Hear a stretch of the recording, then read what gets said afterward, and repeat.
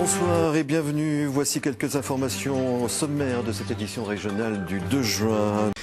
Faste et exubérance pour les saints de la Visitation, c'est la nouvelle exposition que propose tout l'été le musée de la Visitation de Moulins dans l'Allier. Broderies, vêtements liturgiques et orfèvrerie réalisés à l'occasion des fêtes de canonisation des 3 saints de la Visitation, objets conservés par les communautés du monde entier. Béatrice Nguyen, Laurent Pastural.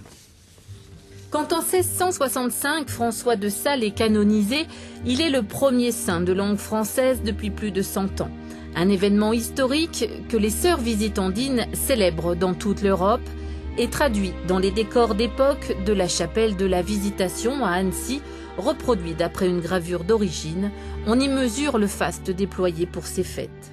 Carousel, concerts, feux d'artifice, feux de joie, toute la population participe à cela. Donc c'est vraiment tout cela dans un décor externe et interne des monastères, Arc de Triomphe, toute la ville est pavoisée.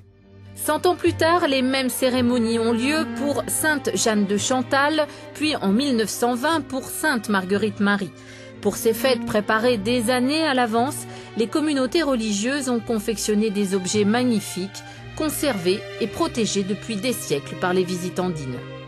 Vous avez ici une corne d'abondance ornée de perles fines, d'où s'échappent des fruits et des fleurs en or et argent, avec des fils de soie polychromes. Tout cela date entre 1660 et 1665.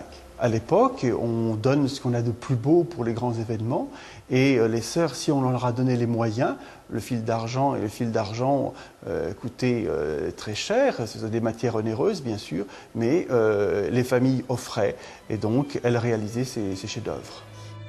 Des dons de bijoux, par exemple, qui serviront à décorer les objets liturgiques, comme ce ciboire de forme art déco sur lequel on trouve une broche et un diamant offert à l'ordre qui prône pourtant la simplicité. La simplicité, bien sûr, des visitandines, eh bien, elle est de tous les jours. François de Sales l'a voulu, mais lorsque l'on fait une canonisation, il est évident que c'est un grand événement.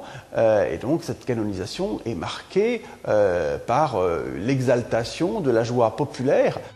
Dans ces fastes et cette exubérance, les sœurs de la Visitation mettaient aussi l'espoir d'un renouveau de la foi.